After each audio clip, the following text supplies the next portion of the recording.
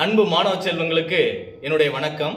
இன்னைக்கு 10ஆம் வகுப்புல அறிவியல் பாடத்தில் வேதியியல் பாடப்பிரிவில் 7வது பாடமாக இருக்கக்கூடிய அணுக்களும் மூலக்கூறுகளும் என்ற பாட தலைப்பில் ஒரு சில கருத்துக்களை இன்னைக்கு பார்க்க இருக்கிறோம். முதல்ல அணு என்றால் என்ன, மூலக்கூறு என்றால் என்ன, அணு நிறை என்றால் என்ன, மூலக்கூறு நிறை என்றால் என்ன, கிராம் அணு நிறை என்றால் என்ன, கிராம் மூலக்கூறு நிறை என்றால் என்ன, இந்த கருத்தெல்லாம் நம்ம பார்க்க இருக்கு. இப்போ முதல்ல அணுக்கள் என்றால் என்ன, மூலக்கூறு என்றால் என்ன. அணுங்கிறது கண்ணுக்கே தெரியாத மிக சிறிய நுண்ணிய துகளை தான் நம்ம அணுக்கள்னு சொல்லுவோம். அப்ப மூலக்கூறுனா என்ன சார் அப்படின்னா, அணுக்கள் ஒன்றோடு ஒன்று இணைந்து கிடைக்கக்கூடியது தான் நம்ம மூலக்கூறுன்னு சொல்லுவோம். இப்ப பருப்பொருள்னு பார்த்தோன்னா எடுத்த உடனே நமக்கு கொடுத்துருக்கு. அப்ப பருப்பொருள் பார்த்தோன்னா என்றால் என்ன, நிறை மற்றும் இடத்தை அடைத்துக் கொள்ளும் தன்மையை தான் நம்ம பருப்பொருள்னு சொல்லுவோம். அப்ப இடத்தை அடைத்துக் கொள்ளும் தன்மைனாலும் அதே மாதிரி பருமன்னாலும் ரெண்டும் பார்த்தோன்னா ஒண்ணுதான். அப்ப நிறை பருமன் இரண்டும் பார்த்தா இருக்கக்கூடிய பொருளை தான் நம்ம பருப்பொருள்னு சொல்லுவோம். எடுத்துக்காட்டாக ஒரு பேனாவை பார்த்தா எடுத்துக்கிறோம். இந்த பேனாவுக்கு ஒரு குறிப்பிட்ட நிறை இருக்கு, அதே மாதிரி இடத்தை அடைத்துக் கொள்ளும் தன்மை இருக்கு. அப்ப இதை நம்ம என்னன்னு சொல்லலாம் அப்படின்னா பருப்பொருள்னு சொல்லலாம். அப்ப பருப்பொருளின் அடிப்படை அப்படின்னா அணுக்கள் அப்படின்னு சொல்லுவோம். இப்ப கிமு 5ஆம் நூற்றாண்டுல அணு பற்றிய கொள்கையை கிரேக்க அறிஞர்கள் முதலில் வெளியிட்டனர். இந்த கிரேக்க அறிஞர்கள் முதலில் வெளியிட்ட அணு கொள்கைங்கிறது தத்துவ ரீதியா தான் இருந்துச்சே தவிர அறிவியல் ஆதாரபூர்வமா இல்ல. அப்ப எழுத்து வடிவமா இருக்கு, ஆனா செயல் வடிவமா பார்த்தனா இல்ல. அதுக்கு அடுத்தபடியாக ஜான் டால்டன், இப்ப நீங்க கூட இந்த படத்துல பார்த்தா நம்ம பார்க்கலாம். அந்த ஜான் டால்டன் என்ற அறிவியல் அறிஞர் முதலில் அறிவியல் கோட்பாட்டை பார்த்தா வெளியிட்டார். அந்த அறிவியல் கோட்பாடு என்ன சொல்லுது அப்படின்னா, அணுக்கள் பார்த்தோன்னா அங்க இங்க நகர்ந்துகிட்டே இருக்கும்.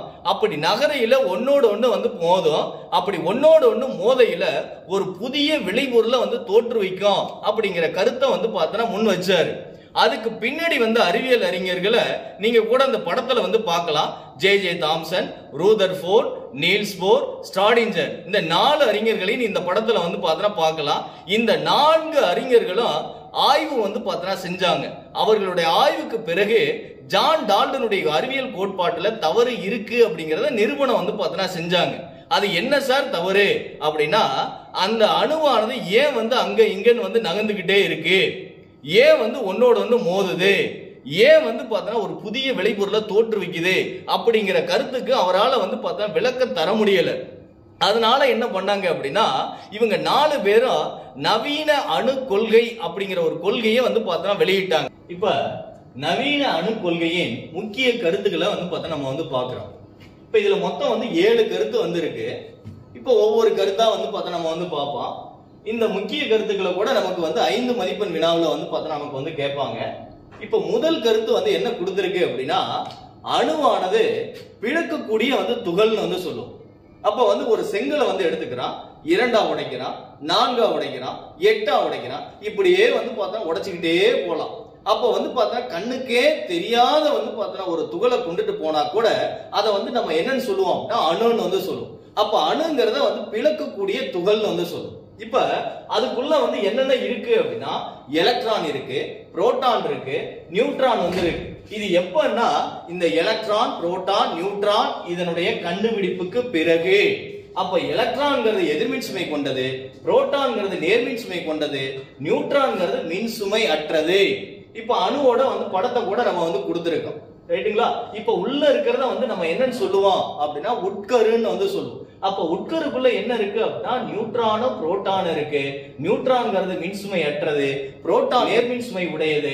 அப்ப இந்த உட்கருங்கிறது என்ன சுமையில இருக்கும் அப்படின்னா நேர்மின் சுமையில இருக்கும். அதை சுற்றி பார்த்தா வெளியில வரக்கூடியதை நம்ம எலக்ட்ரான் சொல்லுவோம். எலக்ட்ரான்ங்கிறது பார்த்தா என்ன மின்சுமை இருக்கும் அப்படின்னா எதிர்மின் சுமை கொண்டது. அப்ப இங்க நேர்மின் சுமை, இங்க பார்த்தா எதிர்மின் சுமை கொண்டது. இதத்தான் பார்த்தா நம்ம என்னன்னு சொல்லுவோம் அப்படின்னா அணுன்னு சொல்லுவோம். இதத்தான் முதல் கருத்துல பார்த்தா கொடுத்திருப்பாங்க. அதுக்கு அடுத்தபடியாக 2வது கருத்தாக நமக்கு என்ன கொடுத்திருக்காங்க அப்படின்னா ஒரே மாதிரியான அணுக்கள். இப்ப குளோரின் எடுத்துக்கிறோம். எப்பவுமே கீழே கொடுத்திருந்தாங்க அப்படின்னா அதை அணு எண்ணுன்னு சொல்லுவான். மேல கொடுத்திருக்காங்க அப்படின்னா அதை வந்து நிறை என்னன்னு சொல்லலாம் அல்லது அணு நிறைன்னு வந்து சொல்லுவோம். அப்ப ஒரே மாதிரியான தனிம அணுக்கள் வெவ்வேறான நிறை எண்களை கொண்டிருந்தால் அதற்கு பெயர் ஐசோடோப்புன்னு வந்து சொல்லுவோம். இத கூட நமக்கு 2 மதிப்பெண் வினாவுல வந்து நமக்கு வந்து கேட்கலாம். ஐசோடோப்பு என்றால் என்ன, எடுத்துக்காட்டு தருக அப்படின்னு வந்து கொடுக்கலாம். அப்ப நீ என்ன எழுதுனா, ஒரே மாதிரியான தனிம அணுக்கள் வெவ்வேறான அணு நிறைகளை கொண்டால் அதற்கு பெயர் ஐசோடோப்பு என்று எழுதி இந்த எடுத்துக்காட்டை வந்து எழுதலாம். இப்ப குளோரின் 17, இங்க 35, அதுக்கு அடுத்து குளோரின் 17, 37, இதத்தான் வந்து பார்த்தா ஐசோடோப்புன்னு வந்து சொல்லுவான். இந்த கருத்தை எப்ப சொன்னாங்க அப்படின்னா ஐசோடோப்பு கண்டுபிடிப்புக்கு பிறகு. அதுக்கு அடுத்தபடியாக மூன்றாவது கருத்தாக நமக்கு வந்து வெவ்வேறான தனிம அணுக்கள். இப்ப இங்க வந்து ஆர்கான் இருக்கு, இங்க வந்து கால்சியம் வந்து இருக்கு. இப்ப ஆர்கான் அப்படின்னா அதோட குறியீடு Ar, கால்சியம் அப்படின்னா அதோட குறியீடு வந்து Ca. இப்ப இத கீழே கொடுத்திருக்கிறத அணு என்னன்னு சொல்லுவோம், மேல கொடுத்திருக்கிறத நிறை என்னன்னு வந்து சொல்லுவோம். அப்ப வெவ்வேறான தனிம அணுக்கள் ஒரே மாதிரியான அணு நிறைகளை கொண்டால் அதற்கு பெயர் ஐசோபார்னு வந்து சொல்லுவோம். இப்ப இத கூட நமக்கு 2 மதிப்பெண் வினாவுல வந்து கேட்கலாம். ஐசோபார் என்றால் என்ன, அதற்கு எடுத்துக்காட்டு தருக அப்படின்னு வந்து நமக்கு வந்து கேட்கலாம். அப்ப நீ என்ன எழுதலாம், வெவ்வேறான தனிம அணுக்கள் ஒரே மாதிரியான அணு நிறைகளை கொண்டால் அதற்கு வந்து ஐசோபார் என்று எழுதி இந்த எடுத்துக்காட்டை வந்து பார்த்தா எழுதலாம். இந்த கருத்தை எப்ப சொன்னாங்க அப்படின்னா ஐசோபார் கண்டுபிடிப்புக்கு பிறகு. நான்காவது கருத்தாக ஆற்றலை ஆக்கவோ அழிக்கவோ முடியாது, ஆனால் ஒரு வகை ஆற்றலை மற்றொரு வகை ஆற்றலாக மாற்ற முடியும் அப்படின்னு வந்து நம்ம படிச்சிருப்போம். அதே மாதிரியான கருத்து தான் வந்து பார்த்தா இங்க நான்காவது கருத்தாக இருக்கக்கூடியது. தனிம அணுக்களை ஆக்கவோ அழிக்கவோ முடியாது, ஒரு வகையான தனிம அணுக்களை வேறு வகை தனிம அணுக்களாக மாற்ற முடியும்.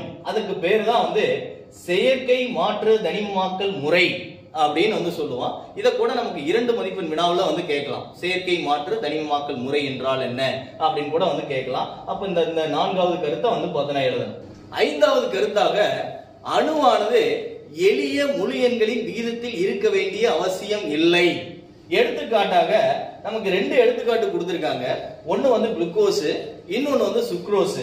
இப்ப குளுக்கோஸ் அப்படின்னா அதனுடைய மூலக்கூறு வாய்ப்பாடு C6, ஹைட்ரஜன் 12, ஆக்சிஜன் 6. இப்ப இத வந்து விகிதம் போட்டு பார்த்தோம் அப்படின்னா கார்பன், ஹைட்ரஜன், ஆக்சிஜன். இதை எப்படி எழுதுறோம் அப்படின்னா 6, 12, 6.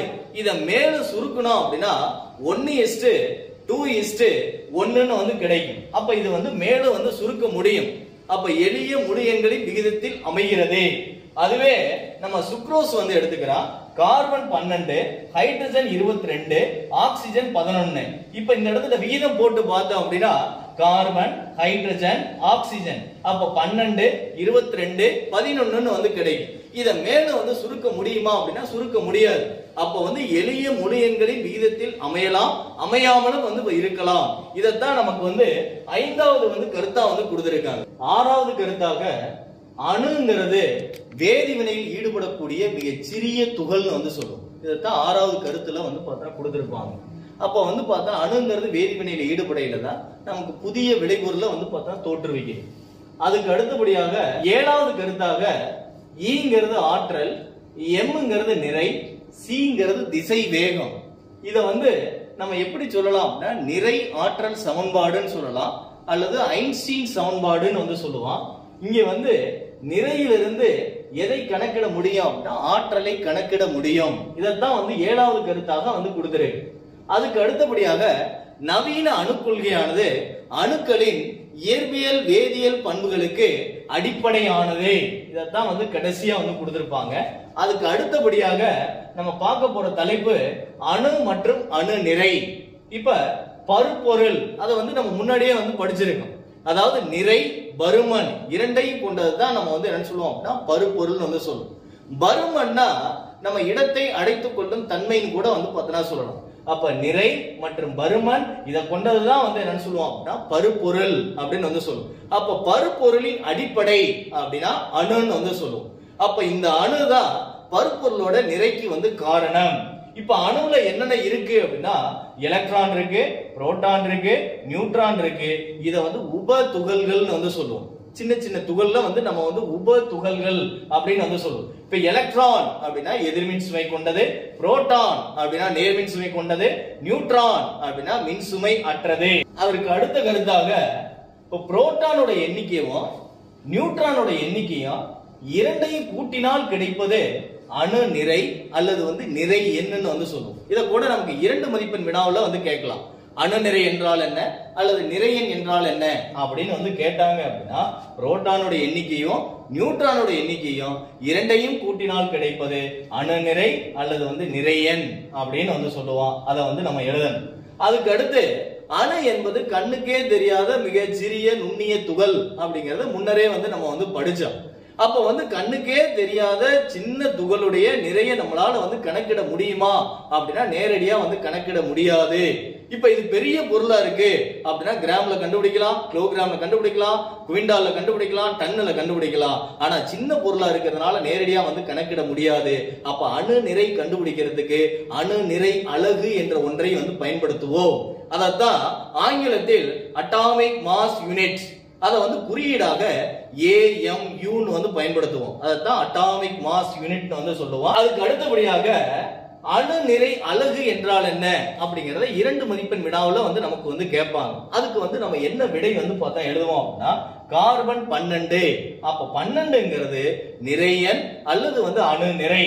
அப்ப அதுல எத்தனை புரோட்டான் இருக்கு எத்தனை நியூட்ரான் இருக்கு அப்படின்னா 6 புரோட்டான் இருக்கும் 6 நியூட்ரான் இருக்கும். அப்ப கார்பன் 12ல் ஒரு பங்கு அணு நிறையத்தான் அணு நிறை அலகு என்ப. அப்ப இந்த விடையத்தான் பார்த்தா நம்ம எழுதலாம். இப்ப முன்னாடி நம்ம அணு நிறை அலகுக்கு AMU பயன்படுத்தினா, தற்போது பார்த்தனா இந்த U மட்டும் பார்த்தனா பயன்படுத்திக்கிட்டு இருக்கோம். அப்ப ஒரு AMU அப்படிங்கிறது எதுக்கு சமம் அப்படின்னா ஒரு புரோட்டானின் நிறைக்கோ அல்லது ஒரு நியூட்ரானின் நிறைக்கோ பார்த்தனா சமம் என கருதப்படுகிறது. அடுத்ததா நம்ம பார்க்க போற தலைப்பு ஒப்பு அணு நிறை. அது ஆங்கிலத்துல நம்ம எப்படி சொல்லுவோம் அப்படின்னா ரிலேட்டிவ் அட்டாமிக் மாஸ் சொல்லுவோம். அத சுருக்கமா நம்ம எப்படி சொல்றோம் அப்படின்னா RAM ன்னு சொல்லுவோம். இப்ப இத ஒப்பு அணு நிறைய ஒப்பு அணு நிறை என்றால் என்ன, அதற்கான விளக்கத்தை நம்ம பார்க்க போறோம். அணுங்கிறது கண்ணுக்கே தெரியாத மிக சிறிய நுண்ணிய துகள்னு நம்ம முன்னாடியே படிச்சோம். அப்ப அதனுடைய அணு நிறைய நம்மளால நேரடியா கணக்கிட முடியுமா அப்படின்னா முடியாது. அப்ப மற்ற தனிமத்தின் நிறையோடு ஒப்பிட்டு அதை பார்த்தோன்னா கணக்கிட்டோம். இப்ப தற்சமயம் நம்ம எதை பயன்படுத்திக்கிட்டு இருக்கோம் அப்படின்னா 2 அல்லது அதற்கு மேற்பட்ட அணுக்களை எடுத்துக்கிறோம். அந்த அணு எப்படி இருக்கணும் அப்படின்னா ஒரே மாதிரியான பார்த்தா அணு நிறையோடு இருக்கணும். ஏதாவது ஒரு தனிமத்தின் அணுக்கு நம்ம ஒரு குறிப்பிட்ட மதிப்பை பார்த்தா அழிச்சிடறோம். அந்த மதிப்பை எப்படி எடுத்துக்கிறோம் அப்படின்னா திட்ட அளவா பார்த்தா எடுத்துக்குவோம். திட்ட அளவா எடுத்துக்கிட்டு மற்ற தனிமத்தின் அணு நிறைய பார்த்தா கணக்கிடுவோம். இப்ப முதல்ல நம்ம எடுத்துக்கிட்ட திட்ட அளவுக்கு எதை பயன்படுத்தணும் அப்படின்னா ஹைட்ரஜனுடைய ஐசோடோப்பை பயன்படுத்தணும். இப்ப ஐசோடோப் என்றால் என்னங்கிறது நம்ம முன்னாடியே படிச்சிருக்கோம். அதாவது ஒரே மாதிரியான தனிமத்தின் அணுக்கள் ஒரே மாதிரியான அணு எண்ணையும் வேறுபட்ட நிறை எண்களையும் கொண்டால் அதை நம்ம என்னன்னு சொல்லுவோம் அப்படின்னா ஐசோடோப்னு சொல்லுவோம். இப்ப ஹைட்ரஜனுக்கு நம்ம எடுத்துக்கிறோம் 1H1 1H2 1H3. இப்ப கீழ இருக்கிறது எல்லாமே அணு எண்ணுன்னு சொல்லுவான், மேல இருக்கிறது எல்லாமே நிறை எண்ணுன்னு சொல்லுவான். அப்ப ஒரே மாதிரியான அணு எண்ணையும் வேறுபட்ட நிறை எண்களையும் கொண்டால் அதற்கு பெயர் நம்ம என்னன்னு சொல்லுவோம் அப்படின்னா ஐசோடோப்.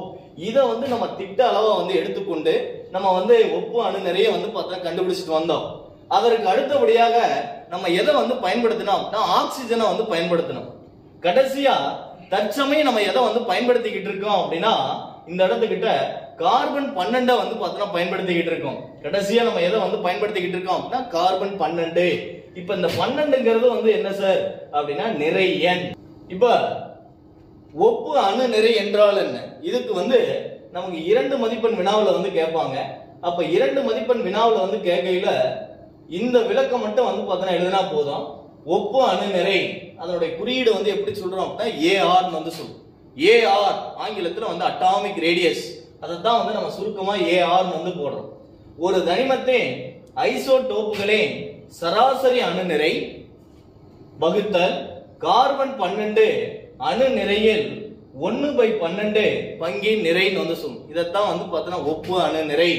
இப்ப ஒப்பு அணுநிறை என்றால் என்னன்னு வந்து கேட்டாங்க அப்படின்னா, ஒப்பு அணுநிறை ஈக்குவல் டு ஒரு தனிமத்தின் ஐசோடோப்புகளின் சராசரி அணுநிறை வகுத்தல் கார்பன் 12 அணுநிறையில் 12 ஒரு பங்கின் நிறை.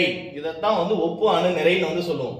அதுக்கு அடுத்து அட்டவணையில ஒரு சில தனிமங்களுடைய ஒப்பு அணுநிறைய வந்து கொடுத்திருக்காங்க.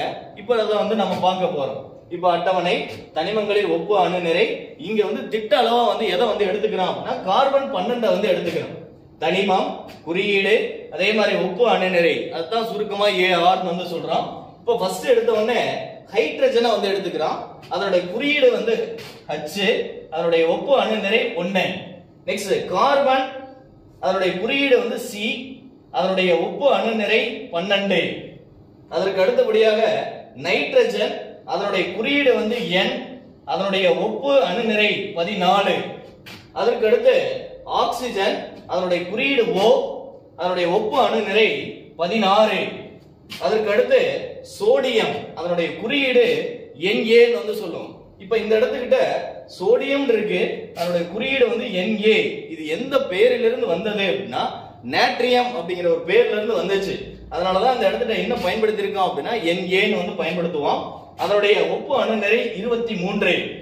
மெக்னீசியம், அதனுடைய குறியீடு Mg, அதே மாதிரி அதனுடைய ஒப்பு அணுநிறை 24. சல்பர், அதனுடைய குறியீடு S, அதனுடைய ஒப்பு அணுநிறை 32. மாணவர்களே, இதுவரை நடத்திய பாடப்பகுதி புரிஞ்சிருக்கும் நம்புறேன். இதனுடைய தொடர்ச்சியை அடுத்த வகுப்பில் பார்ப்போம். நன்றி, வணக்கம்.